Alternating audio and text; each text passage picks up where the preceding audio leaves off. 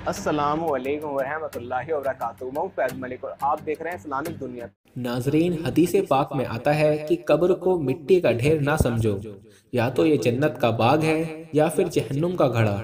اور اسی طرح فرمایا کہ قبر اعمال کا صندوق ہے، یعنی انسان دنیا میں جو اعمال کرتا ہے قبر میں اس کے ساتھ ویسا ہی معاملہ ہوگا۔ ناظرین، آج کی ویڈیو میں ہم آپ کو عذاب قبر سے منسلک ایک واقعہ سنانے جا رہے ہیں جو کہ قرآن پاک کی تفسیر کے اندر نقل کیا گیا ہے۔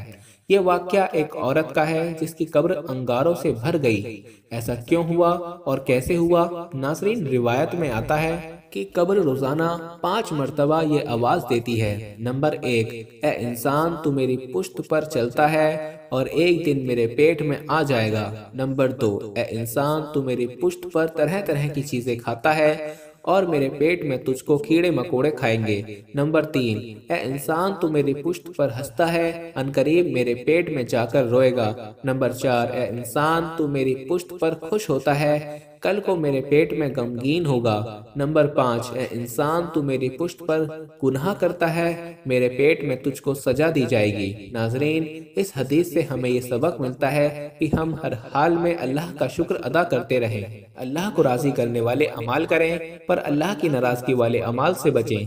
زندگی اللہ کی امانت ہے، اس کو اللہ کی مرضی کے مطابق گزاریں تاکہ اللہ ہم سے راضی ہو جائے۔ یاد رہے کہ اللہ نے زندگی اس لیے ہمیں عطا کی ہے کہ انسان زندگی میں وہ اعمال کرے جو اللہ کی رضا کا سبب ہے اور ان اعمال سے دور رہے جو کہ اللہ کی ناراضگی کی وجہ ہیں۔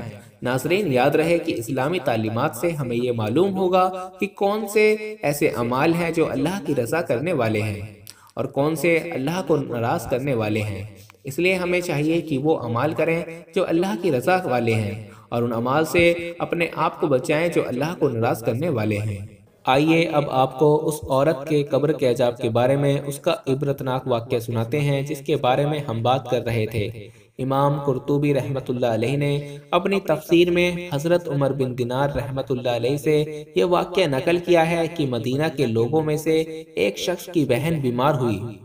وہ اپنی بہن کی دیکھ بھال کرتا رہا، کچھ عرصے بعد وہ مر گئی تو اس کو دفن کر دیا گیا اور قبر میں یہی شخص دفن کے موقع پر اترا تھا۔ اس کے پاس جیب میں پیسے کی ایک تھیلی تھی، وہ قبر میں گر گئی۔ اس شخص نے علماء سے پوچھنے کے بعد قبر کھودی تاکہ اپنی پیسوں کی تھیلی نکال سکے۔ جب قبر کا پہلا پتھر اٹھایا گیا تو انہوں نے دیکھا قبر میں آگ دہک رہی ہے۔ وہ شخص اپنی ماں کے پاس فوراً آیا اور پوچھا، میری بہن کا اعمال کیسا تھا؟ ماں نے کہا، جب وہ مر چکی ہے تو اعمال پوچھ کر کیا کرو گے؟ جب اس نے ضد کی تو ماں نے بتایا کہ ایک تو تیری بہن نماز کو دیر کر کے پڑھتی تھی اور دوسرے پڑوسی جب سو جاتے یعنی سونے کے لیے دروازہ بند کر دیتے تو جا کر ان کے دربار پر کان لگا کر ان کی باتیں سنتی۔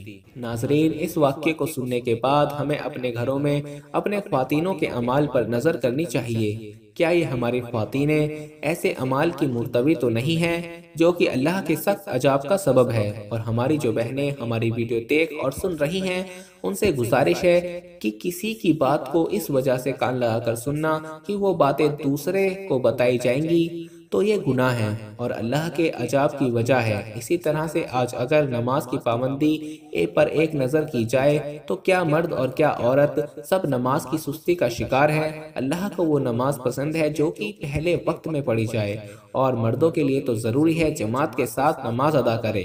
نماز نہ پڑھنے والوں کو جہنم میں ڈالا جائے گا، جہنم کی انتہائی گہری اور شدید گرم وادی میں ڈالا جائے گا جہاں خون اور پیپ بہتا ہے۔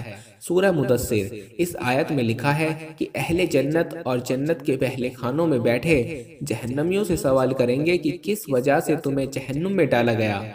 تو وہ جواب دیں گے کہ ہم دنیا میں نہ نماز پڑھتے تھے اور نہ ہی مسکینوں کو کھانا کھلاتے تھے۔ غور فرمائے کہ جہنمیوں نے جہنم میں ڈالے جانے کی سب سے پہلی وجہ نماز نہ پڑھنا بتایا، کیونکہ نماز اسلام کے بعد ایمان کا اہم اور بنیادی رکن ہے۔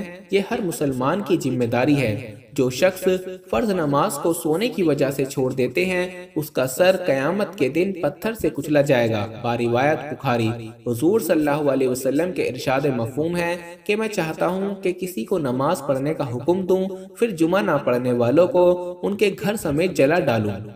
ناظرین، اتنی سخت باتیں سننے کے بعد ہمیں چاہیے کہ ہم نماز کی مکمل پابندی کریں، تاکہ ابو لیث رحمۃ اللہ علیہ فرماتے ہیں کہ عذاب قبر سے بچنے کے لیے 4 چیزوں پر عمل اور 4 چیزوں سے بچنا چاہیے جن پر عمل ضروری ہے۔ نمبر 1 نماز کی پابندی، نمبر 2 صدقے کی کثرت، نمبر 3 تلاوت قرآن پاک، نمبر 4 تسبیح کی کثرت۔